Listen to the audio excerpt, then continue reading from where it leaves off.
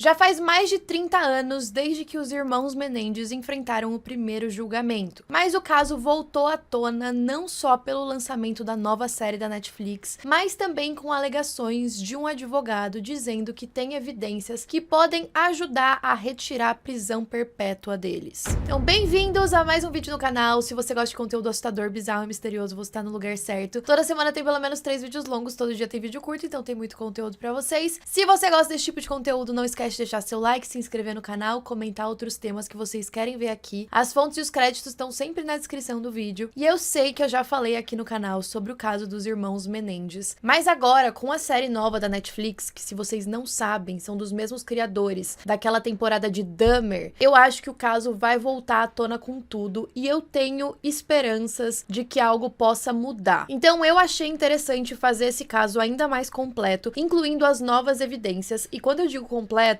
eu digo completo mesmo, porque eu assisti mais de 5 horas de depoimentos pra poder fazer esse vídeo no canal. Eu chorei, foi emocionante. Na hora que acabou, eu falei, finalmente vou poder começar a gravar, porque eu quero ficar livre disso. É um caso muito controverso, muito polêmico, muito emocionante. E eu tenho certeza que vocês vão sair daqui com uma opinião ou outra, não tenho uma dúvida. Esse vídeo não é publi, mas a série estreou hoje, no dia em que o vídeo tá saindo. Então, quero muito maratonar e imagino que vocês também. Agora, sem mais enrolação, bora pra história.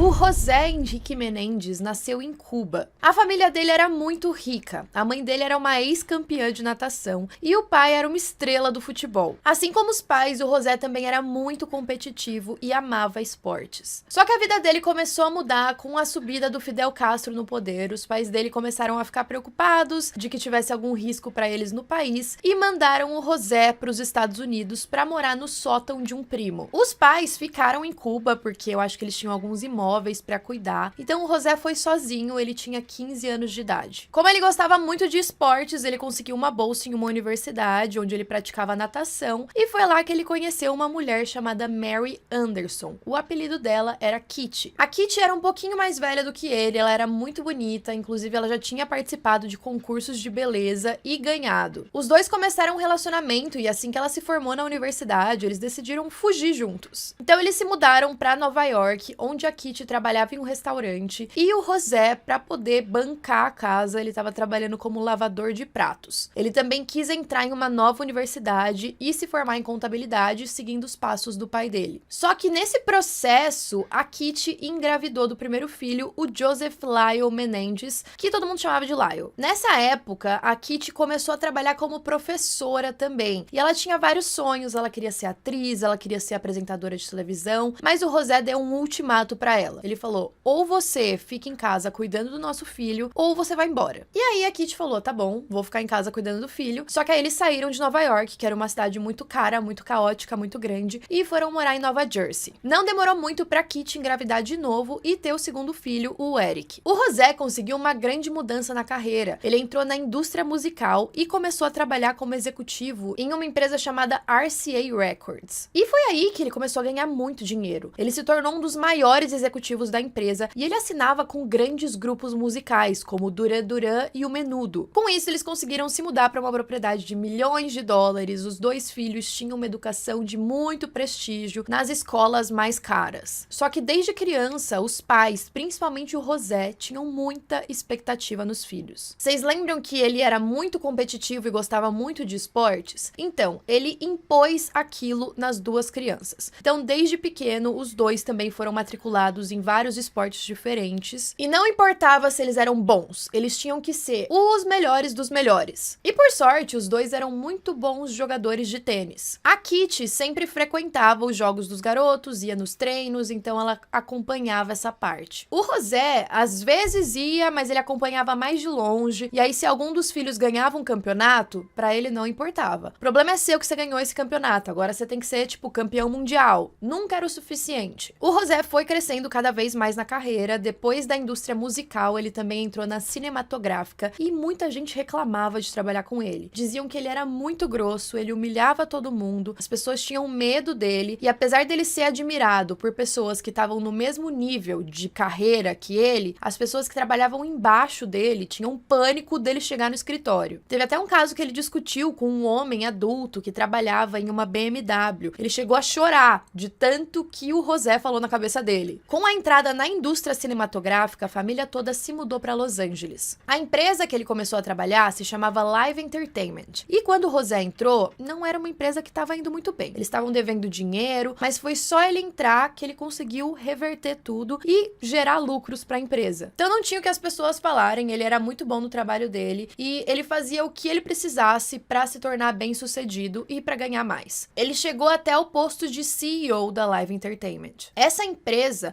fazia um seguro de vida para todos os funcionários, em que o beneficiário era a própria empresa. Pelo que entendi, isso é bem comum, mas também tinha um seguro de vida adicional de 5 milhões de dólares, que poderia ser outro beneficiário. E aí não ficou claro para mim se a beneficiária era a esposa dele, se eram os filhos, mas ele tinha esse valor ali pela vida. Além dele ter essa reputação terrível entre os colegas de trabalho, ele também tinha uma reputação muito ruim entre as mulheres. O José tinha vários casos. Ele ficava com várias mulheres que ele trabalhava junto e a Kitty desconfiava. Na verdade, eu acho que ela sabia que isso estava acontecendo. Ele vivia indo em viagens de trabalho e ele nunca queria levar ela, com a desculpa de que ela deveria ficar em casa cuidando dos filhos. Mas ela queria se programar para ir mais nessas viagens, para passar mais tempo com ele. E é por isso que ela ressentia muito os filhos. Ela sentia que eles eram culpados dela não ter conseguido seguir a carreira que ela queria, dela não poder acompanhar o marido. Tudo que ela tinha que fazer tinha que ser por eles. O José também tinha vergonha da família cubana dele. Ele não comentava que ele tinha origem de Cuba. Ele até inventava algumas coisas para não precisar falar desse assunto. E foi aí que ele decidiu que os filhos tinham que ir para a Universidade de Princeton. Só que essa universidade, pode ser que eu tô falando coisa errada, mas pelo que eu entendi, não é uma universidade que você consegue entrar com aquela bolsa por esportes, como muitas outras dos Estados Unidos. É uma universidade que também exige que você tenha notas muito boas. E apesar do Eric e o Lyle irem bem na escola, eles não eram os melhores alunos. Eles tinham as notas na média. O Lyle cresceu muito mais pressionado do que o irmão, e isso se deu ao fato de que ele era o primogênito. O José colocou todas as expectativas da vida dele no filho. Então ele queria que o filho realizasse sonhos que ele não tinha conseguido realizar. Então ele cobrava muito do Lyle e queria que ele fosse o melhor, a ponto de não ligar tanto pro Eric. Quando o Eric nasceu, ele não enchia muito o saco dele. Já a Kitty era mais apegada no Eric. E os dois irmãos eram muito próximos. O Lyle protegia muito o irmão mais novo. Talvez porque ele já soubesse das coisas que aconteciam com ele e ele queria evitar que o irmão passasse pela mesma coisa. Quando o Lyle fez 14 anos, ele começou a ficar careca. E os pais não admitiam isso. Eles forçaram o Lyle a usar uma peruca. E eu acredito que essa situação fosse até um pouco humilhante pro Lyle. Ele tinha que esconder que ele usava uma peruca. Por exemplo, o irmão mais novo dele nem sabia disso. Também diziam que, por conta dessas coisas que o Lyle sofria, às vezes ele fazia xixi na cama. E esse é um grande boato, a gente não sabe se é verdade, mas dizem que os pais pegavam o lençol sujo e colocavam como toalha de mesa para ele se sentir ainda mais humilhado com o que ele tinha feito. Então eles foram ensinados de que dinheiro era tudo e a vida deles, eles focaram em superar as expectativas do pai. Teve até um momento em que os dois decidiram se rebelar um pouco. O Eric, quando estava crescendo, começou a frequentar várias festas, fazer algumas amizades mais rebeldes que os pais não aprovavam tanto. E aí eles começaram a invadir casas, primeiro de amigos, que eles sabiam qual era a senha dos cofres, para roubar joias, roubar dinheiro. E aí o Lyle e o Eric começaram a gostar de fazer isso. Em um dos roubos que eles fizeram, eles chegaram a roubar milhares de dólares. Mas aí o amigo, que não tinha sido incluído, decidiu denunciar eles para a polícia. Quando a polícia entrou em contato com o José, ele pareceu muito decepcionado com os dois, mas não porque eles estavam roubando, e sim porque eles foram capturados. E aí o José também fez todo um esquema com a polícia de falar pro Eric assumir toda a culpa porque ele era menor de idade, então a pena dele ia ser menor. E vocês sabem como que funciona quando gente rica comete crime, ele basicamente teve que fazer serviços comunitários e entrar na terapia. Só que o Eric gostou bastante da terapia. Foi algo que ele continuou fazendo por muito tempo. O Lyle foi o primeiro a realizar o sonho do pai de entrar em Princeton, mas não adiantava. Ele tinha notas péssimas, ele faltava das aulas, ele até foi acusado de plágio e por conta disso ele foi suspenso por 1 ano. O José ficou muito bravo bravo porque dessa vez ele não conseguiu comprar para que o filho continuasse lá e não levasse essa suspensão. Então ele decidiu dar um trabalho na Live Entertainment pro Lyle trabalhar junto com ele. Mas ele também fazia a mesma coisa da universidade. Não queria trabalhar, era um péssimo funcionário. As pessoas que tinham que trabalhar com ele estavam muito irritadas porque percebiam claramente que ele só tava lá porque o pai deu um emprego. Então deu tudo errado e ele foi demitido. Enquanto isso, o Eric continuava jogando tênis e se tornando cada vez melhor. Ele também tinha interesse por cinema e gostava de escrever. Ele escreveu um roteiro junto com um amigo dele e foi um roteiro bem polêmico porque era de filhos milionários que se rebelaram contra os pais e mataram eles. E o motivo, é claro, seria para herdar a herança. Nessa época, o José estava muito decepcionado com os dois. Ele estava até começando a considerar tirar os dois do testamento. Em agosto de 89, as coisas começaram a ficar estranhas a ponto de pessoas à volta da família perceberem algo. A Kitty e o José levaram os filhos para caçar tubarões em um iate. E o capitão desse iate disse que eles estavam estranhos. O casal ficava em um canto do iate, os dois filhos do outro, parecia que eles não estavam conversando muito. E foi no dia seguinte que tudo mudou. O Eric e o Lyle decidiram sair de casa para ir no cinema. Eles foram assistir Batman. Enquanto isso, a Kitty e o José ficaram em casa, também assistindo um filme, em uma sala que tinha lá, que era tipo uma sala externa da casa. Era uma sala que ficava nos fundos, e eu imagino que era pra assistir filme mesmo, tipo um mini cineminha. Então eles estavam sentados ali, eles estavam tomando sorvete, e aí por volta das 10 da noite, a casa foi invadida por dois homens armados. O José e a Kitty ficaram muito apreensivos e chocados, mas eles nem tiveram tempo de reação. As balas já começaram a vir em direção a eles. O primeiro atirador não hesitou, ele deu um tiro com uma espingarda na nuca do José. Já o outro ficou meio em pânico, então antes que a Kitty conseguisse fugir, afinal ela tinha conseguido pular o sofá e sair correndo pro corredor, ele também atirou nela. A maioria dos primeiros tiros na Kitty foram na perna, fazendo com que os ossos dela quebrassem, mas ela não tinha morrido ainda. Então os dois atiradores tiveram que ir lá fora no carro para recarregar as armas e voltar. Enquanto isso, a Kitty tentou se levantar, mas ela escorregou no próprio sangue e caiu de novo. Quando eles voltaram, eles atiraram no rosto dela. Ela recebeu 10 tiros no total, já o José 6, e os dois ficaram completamente irreconhecíveis. A arma que eles usaram era muito potente, e a sala era um show de horrores. Alguns tiros também foram dados nos joelhos, para parecer que aquilo tinha sido um ataque da máfia. Às 11h47 da noite, a polícia recebeu uma ligação do Lyle. Ele estava chorando muito, parecendo muito desesperado, e dizia que tinham matado os pais dele. What's the problem?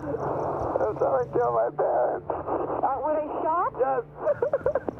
Ele comentou que ele tinha ido com o irmão no cinema, e aí quando eles chegaram em casa, eles encontraram toda aquela cena, e os vizinhos viram ele saindo correndo de dentro da casa, gritando histericamente. O Eric caiu na grama e ficou rolando no chão enquanto o Lyle tentava confortá-lo. A dor deles parecia muito genuína. Quando os policiais chegaram na casa, a TV ainda estava ligada, eles viram os potes de sorvete derramados e aquela cena terrível. Toda a história fazia muito sentido, tanto sentido que os policiais nem testaram as mãos dos garotos para ver se tinha algum resíduo de arma de fogo. E o José também tinha muitas pessoas que o odiavam. Um ataque desses contra ele, até que faria sentido. Depois de vários interrogatórios, a polícia percebeu que ninguém estava tão irritado assim com o José a ponto de matá-lo. A princípio, o Eric e o Lyle foram morar em um hotel porque eles disseram que eles estavam com medo de quem quer que tivesse feito aquilo voltasse para matar os dois também. Eles contrataram seguranças, eles andavam com coletes à prova de bala, mas logo eles também começaram a gastar muito da fortuna. O Lyle comprou 3 Rolex, os dois foram pro primeiro funeral dos pais com sapatos novos, e algumas pessoas comentaram que no funeral eles estavam agindo de uma forma um pouco estranha, parecia que eles estavam fazendo algumas piadinhas, combinando viagem com os amigos. O Lyle comprou um restaurante, o Porsche que ele sempre quis, e ele até criou uma empresa de investimentos. Já o Eric contratou um treinador particular de tênis muito bom, que eu acho que o valor dele era $50 mil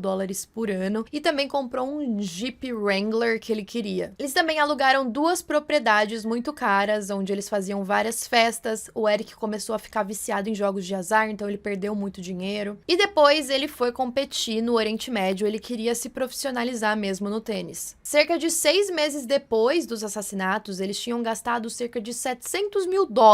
E talvez eles teriam gastado mais se eles já tivessem herdado aquele valor do seguro de vida que eu falei pra vocês. Tem até uma foto muito famosa dos dois que eles estão na primeira fila de um jogo de basquete. A polícia começou a desconfiar dessa história toda e eles descobriram que os dois tinham adquirido armas poucos dias antes dos assassinatos. Isso foi no dia 18 de agosto, 2 dias antes. Além deles terem usado uma identidade falsa para comprar as armas, eles também contrataram uma pessoa para apagar o disco rígido do computador do pai, porque parece que no computador tinha um testamento atualizado que talvez eles não tivessem constando mais. Os policiais também se lembraram daquele roteiro que o Eric tinha escrito com um amigo dele e pediram para esse amigo chamar o Eric para almoçar. O Eric parecia bem nervoso no almoço, mas ele acabou confessando tudo pro Craig, que ele e o irmão tinham sido os responsáveis pelas mortes dos pais. Ele contou todo o plano em detalhes, mas o amigo dele não estava gravando na hora, então os policiais pediram para ele chamar o Eric para um novo almoço. Só que aí, né, gente, dessa vez o Eric negou tudo, e aí ele falou, não, foi uma viagem, eu inventei tudo. Os investigadores também conversaram com o terapeuta da Kitty, que disse que ela já tinha falado que tinha medo dos filhos e que pensava que eles eram sociopatas. Ela também disse que ela sempre trancava a porta do quarto dela à noite, mas isso era algo comum na casa da família. Ninguém dormia com a porta destrancada. O Eric também continuou na terapia, ele começou a ficar cada vez mais nervoso e ansioso. Em uma sessão, de acordo com o terapeuta, o Eric teria dito, nós conseguimos. E aí ele também teria confessado tudo pro terapeuta, dizendo que depois dos assassinatos eles trocaram por roupas limpas, largaram as espingardas na estrada e foram pro cinema para conseguir um álibi. E aí com essa situação toda, o terapeuta já tinha meio que avisado uma amante dele de que algo poderia acontecer. Ela ficou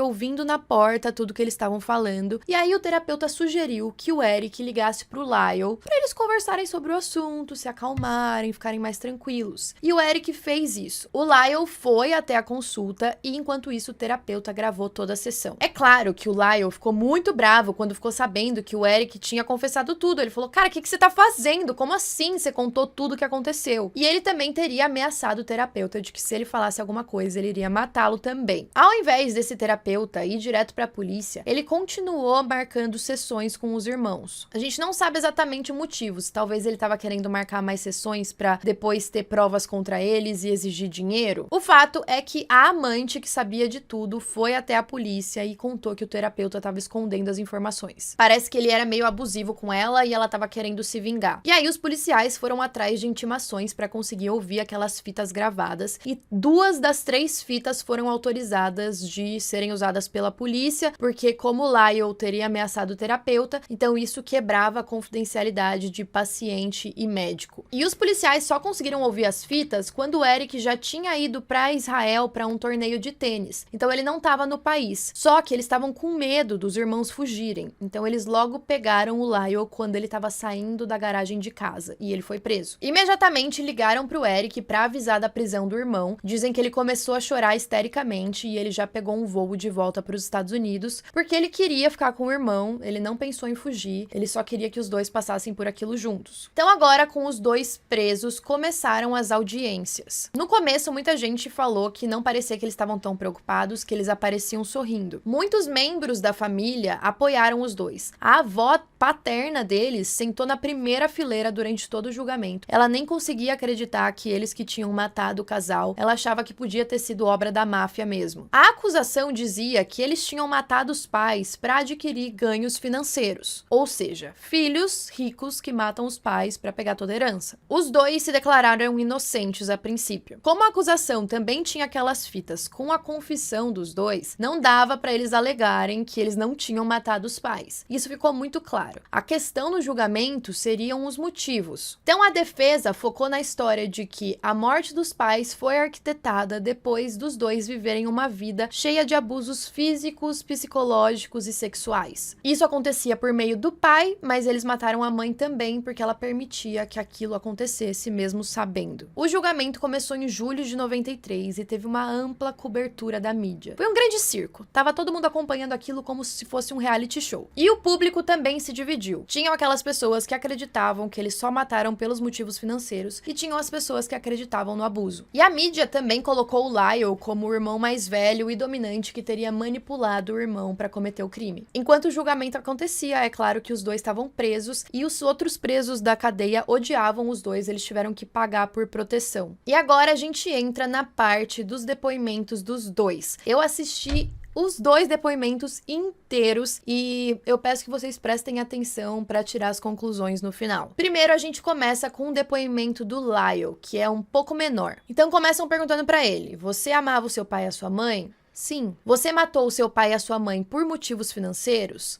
Não. Nessa hora, ele começa a ficar meio abalado, com os olhos lacrimejando. Você matou eles por vingança pela forma que eles te trataram? Aí foi um não silencioso, meio chorando. Então, por que você matou seus pais? Porque a gente tinha medo. Você tem muitas lembranças boas da sua infância? Não. Agora, eu vou deixar um grande alerta aqui pra vocês, porque a gente vai descrever cenas muito explícitas de abuso sexual, que eu fiquei bem abalada, foi bem pesado pra mim, então eu já alerto vocês. Eu acho que eu vou colocar aqui na tela a minutagem quando acabar, se vocês quiserem pular, porque é realmente bem pesado. Enfim, o Lyle começou a falar que ele sempre quis deixar o pai feliz, por isso que ele era tão focado em esportes, e era o que ele queria fazer para que o pai dele o amasse. O primeiro esporte que ele fez foi natação, o pai dele já quis ser nadador olímpico, então ele estava querendo que o filho também fosse. O Lyle disse que em alguns desses treinos de natação, o pai levava as coisas ao extremo. Então ele queria fazer com que os pulmões do Lyle se expandissem mais. E aí como ele fazia isso? Ele colocava a cabeça do filho embaixo d'água e ficava segurando até quando ele não estava aguentando mais ficar sem respirar, para que ele forçasse ainda mais o limite dele. O Lyle disse que muitas vezes ele ficava com náuseas e ele vomitava, chorava, implorava pro pai pra parar. Só que o pai não parava, às vezes ele dava algumas pausas de 30 segundos e voltava a fazer aquilo de novo. Ele também disse que muitas vezes pedia pra mãe pra não ir pro treino, mas a mãe dizia que ele tinha que ir. Ela até ameaçava contar pro José que ele não tava querendo ir. E ele comentou que às vezes ele nadava até a parede propositalmente pra se acidentar e poder ficar um tempo tranquilo. Ele também disse que o pai dizia que ele não podia fazer amizades no futebol, porque se ele fizesse amizades, ele não ia ser tão competitivo. Apesar do pai não se importar tanto com o Eric, de acordo com o Lyle, se o Eric fazia alguma coisa que o pai não gostava, ele empurrava e batia nele. Uma coisa que ele disse também é que eles eram controlados pelos pais do que eles podiam comer. Então eles não podiam comer doce, derivados de leite, ou às vezes isso dependia com o esporte que eles estavam fazendo, o que fosse melhor, que o pai tinha um livro de receitas saudáveis do que eles poderiam comer. Aí vocês devem estar pensando, tá, mas isso é normal, né? Os pais controlarem o que os filhos podem comer para eles serem mais saudáveis. Pois é, teve um dia que o Lyle foi em uma padaria e ele pegou uns cookies para comer escondido, mas o pai dele viu, tirou os cookies da mão dele e deu um soco no estômago dele. O Lyle também cresceu com a mãe falando que ele tinha arruinado a vida dela. Ela falava que ela não podia mais ser atriz nem apresentadora, que ela tinha ficado grávida sem querer e agora tinha que cuidar dele, que ela odiava ele. Ela também reclamava que eles gastavam muito dinheiro para eles poderem jogar tênis e que o José ficava passando todo o tempo junto com os filhos no tênis e não tinha tempo pra ela. Ele também disse que quando ela tava com raiva, ela gritava, jogava coisas nele, falando que ele era um bastardo e xingando de todos os nomes. Ela falava que desejava que ele nunca tivesse nascido e que ele tinha que ser mais como o irmão. Algo que dizem muito também é que a Kitty bebia bastante, ela tomava alguns remédios controlados e quando ela bebia, misturado com os remédios, ela ficava mais violenta. E agora vem a parte mais pesada. Isso tudo é dentro do depoimento dele, tá, gente? Vocês assistirem, vocês vão ver tudo que eu tô falando aqui. O Lyle falou que eles assistiam muitos filmes pornográficos que chegavam na casa dele, e aí perguntam se ele assistia escondido junto com o irmão, e ele falava que não, que o pai assistia junto com os dois. E ele falou que esses vídeos eram de violência sexual. Às vezes tinham estupros de gangues, às vezes era um vídeo de uma mulher andando de bicicleta, ela era sequestrada, levada pra uma floresta e estuprada lá. O José também tinha o costume de tirar fotos das partes privadas dos filhos quando eles estavam trocando de roupa ou tomando banho. E essas fotos foram colocadas ali pra todo mundo ver durante o julgamento, dá pra ver que os irmãos ficaram bem abalados com a situação. E aí vocês podem pensar, ai, mas os pais tiram fotos dos filhos mesmo. Aquele tipo de foto não. Dava pra ver claramente que não era a intenção de tirar uma foto do filho ali. Ele falou que às vezes pegava os dois de surpresa quando eles estavam se trocando e que eles não tinham acesso a essas fotos. As primeiras vezes em que eles viram as fotos foi durante o julgamento mesmo. O Lyle também comentou que o pai vinha com uns assuntos sobre sexo entre dois homens. Ele lia muitos livros de história e falava que às vezes os homens, quando estavam se preparando para alguma batalha ou alguma competição, tinham o costume de se tocar e isso se tornava uma relação. E aí o Lyle comenta que ele teve contato sexual com o pai entre 6 e 8 anos de idade. Ele disse que tudo começou depois da prática de alguns esportes, que ele começava a massageá-lo e pedia para ele fazer o mesmo. Ele disse que isso acontecia entre 2 a 3 vezes por semana, até piorar. Depois, o pai forçava ele a fazer sexo oral nele. Um dia, o Lyle disse que foi contar pra mãe o que estava acontecendo, e a Kitty falou que ele estava exagerando, que o pai precisava punir ele se ele fizesse alguma coisa errada. E aí perguntam pra ele no julgamento por que ele nunca contou nada pra ninguém, e ele falou que ele tinha medo. O pai sempre falava que era um segredo dos dois e que coisas ruins iriam acontecer se ele contasse. Ele não contou nem mesmo pro Eric, que estava passando por aquilo, mas essa parte me chocou muito, eu fiquei muito assim, foi horrível. Ele conta no julgamento que em determinados momentos ele levava o irmão, o Eric, pra uma floresta e fazia a mesma coisa que o pai fazia com ele no irmão. O pai às vezes usava alguns objetos, umas coisas assim, e aí o Lyle pede desculpa pro irmão no julgamento mesmo, e quando a câmera vai pro Eric, dá pra ver que ele tá chorando muito também. E eu lembro que eu vi a entrevista de uma pessoa que tava no julgamento, que eu não lembro se era amigo da família ou quem era, mas ele tava falando que ele sentia muita verdade nesses depoimentos, porque ele viu uma veia do Eric aqui aparente enquanto ele chorava, que não tinha como ele tá fingindo aquilo. O Lyle também falou que quando ele tinha 13 anos, ele foi falar com o pai, que sabia o que estava acontecendo entre ele e o Eric, e que queria que ele parasse, e que o pai teria dito que era pra manter aquilo só entre eles ou iria matá-lo. Esse é um resumo do depoimento do Lyle, foi muito emotivo, ele chorou em diversos momentos, e aí a gente parte pro depoimento do Eric, que é um pouco maior. Perguntam pra ele o que ele acreditava que fosse a causa dele e do irmão acabarem atirando nos pais, e ele responde: eu falar pro Lyle que o meu pai tava me molestando. Eu queria que ele parasse e eu queria a ajuda do meu irmão. O Eric disse que ele começou a ser molestado quando ele tinha 6 anos e que aquilo durou 12 anos. O Eric fala até nomes diferentes pros incidentes, pros atos sexuais que ele tinha com o pai. Às vezes era só uma relação sexual, às vezes era mais violento, às vezes era sexo oral, e ele fala que ele esperava que aquilo acabasse quando ele fosse pra universidade. Parece que a Kitty estava bem ansiosa pros filhos saírem de casa, porque aí ela finalmente ia poder ficar mais livre e ir em mais viagens de trabalho junto com o marido, que ela já desconfiava que estava traindo ele. A ideia do Eric era ir pra UCLA, que é a Universidade de Los Angeles, e ele queria ficar morando no dormitório da faculdade para não morar em casa. Então essa ia ser a escapatória dele, ele não ia mais estar junto com o pai, então não ia ter brecha para ele ficar molestando o filho ali no mesmo ambiente. Só que o pai dele já tinha falado que ele não ia morar no dormitório, que queria que ele ficasse morando em casa. E aí quando o José falou isso para ele, ele disse que ele considerou tirar a própria vida, ele viu que ele não tinha alternativa. Ele contou pro Lyle da situação toda, até então os irmãos não se conversavam tanto sobre esses abusos, um meio que não sabia do outro, eles tinham medo de contar, só que aí o Lyle ficou muito irritado, ele disse que ia levar o irmão pra morar com ele em Princeton, ou então que os dois iam morar juntos no dormitório da UCLA, mas que ele não ia mais ficar naquela casa. Naquele mês de agosto de 89, várias brigas aconteceram na casa. Depois de uma dessas brigas, o Eric tava chorando no quarto e a Kitty teria entrado, meio embriagada,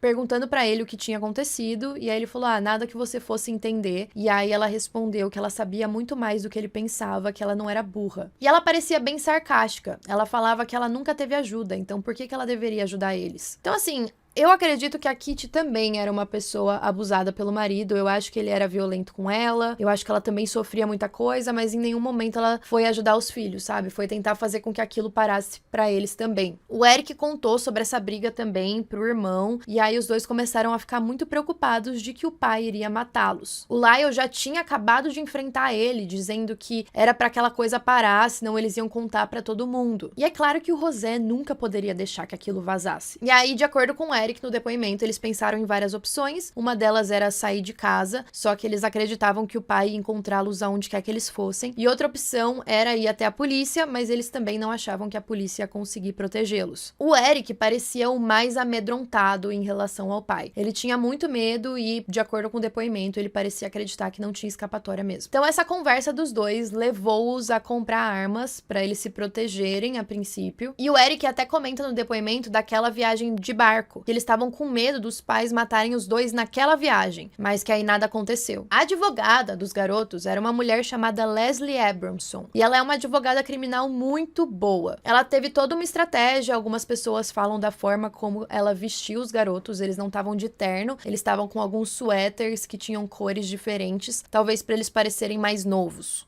Também foi alegado que, além da Kitty ser alcoólatra e drogada, ela também já tinha ameaçado envenenar os dois. O Eric fala no depoimento daquela briga séria que a Kitty teve com o Lyle e que ela arrancou a peruca dele, e foi a primeira vez que ele ficou sabendo que aquilo era uma peruca, que o irmão usava peruca. E aí vocês devem estar pensando, tá, mas o júri não se solidarizou com os meninos, com os depoimentos? Se vocês verem qualquer coisa na internet, é muito emocionante. E a resposta é não. Eles foram até zombados em um programa grande de TV. Mas, na minha opinião, o que esse programa estava zoando não eram os motivos deles terem matado os pais. E sim como se eles estivessem querendo inventar uma história de que eles não foram os responsáveis. Mas no julgamento tá muito claro que eles foram os responsáveis. Foram eles que mataram os pais. A questão que está sendo discutida é como que tem que ser a pena. Vamos pensar na pena em consideração a ser só um motivo financeiro, eles querendo a herança, ou vamos pensar na pena pensando que eles também sofriam abusos? Então não me levem a mal. Eu acho que se você matou alguém, você tem que pagar por isso. Mas tem todos os casos que a gente tem umas atenuantes, tem umas questões aí que o júri tem que avaliar para poder dar a pena certa. Uma testemunha que foi depor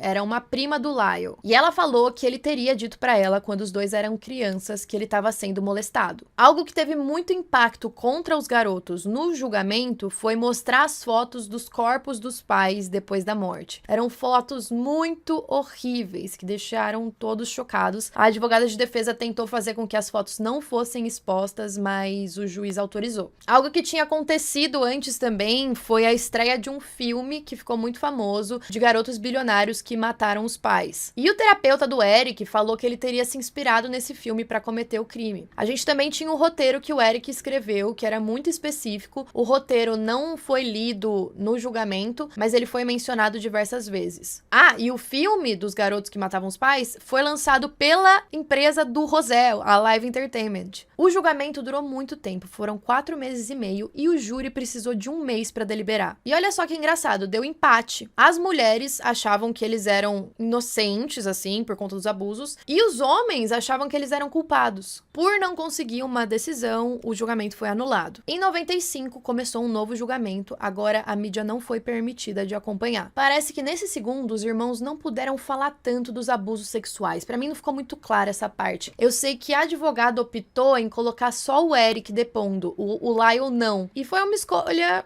que não sei os motivos dela. Não sei se ela achou que talvez o Eric falando fosse um pouco mais relevante, porque no primeiro julgamento o Eric fala bem mais do que o irmão. Mas eu fiquei mais impactada com o depoimento do Lyle, então assim... Não sei. A defesa também tentou desacreditar o terapeuta, falando que ele era um mentiroso. E algo que não ajudou a história foi que o Eric foi pego mentindo. Não era uma mentira tão relevante assim, mas a acusação já pegou e falou, tá, se ele tá mentindo sobre isso, quem garante que ele não mentiu aquela história toda? Foi aí que o júri, nesse caso, considerou os dois culpados. Os dois pediram pra dar uma entrevista antes de serem presos. Essa entrevista ficou bem famosa, vocês conseguem encontrar ela no YouTube. E aí eles foram condenados à prisão perpétua sem possibilidade de liberdade condicional. Os dois entraram com um pedido para pelo menos serem colocados na mesma prisão, que foi negado. Então eles passaram mais de 20 anos separados. Eu achei isso muito triste. Apesar de todo esse tempo, eles ficaram se comunicando por cartas e cada um até casou dentro da prisão. Além deles não poderem ficar juntos, eles também eram presos de segurança máxima, então nem contato com outros presos direito eles tinham. Foi só em 2018 que os dois foram transferidos para o mesmo local. O encontro dos dois foi bem emocionante,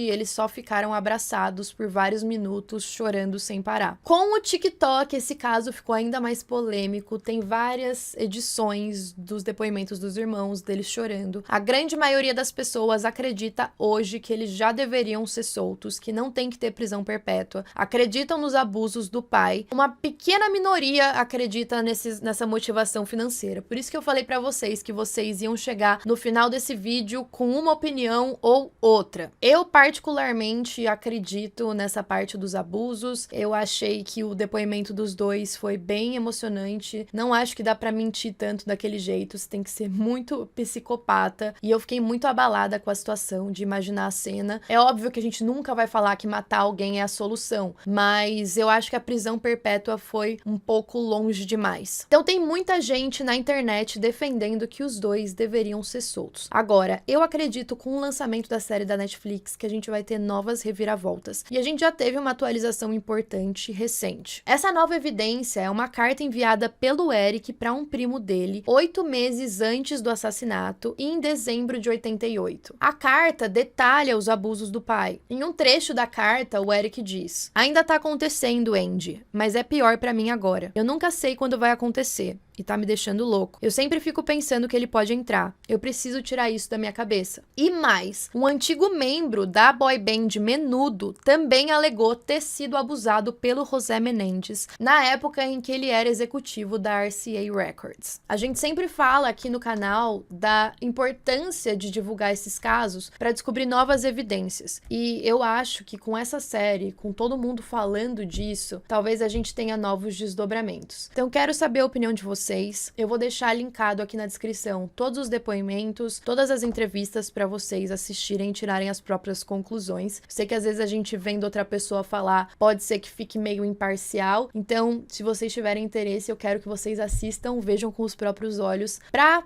ter uma opinião formada também. Eu tô colocando aqui o que eu encontrei na internet e as minhas conclusões. E é isso. Assistam a série, contem aí o que vocês acharam e até a próxima.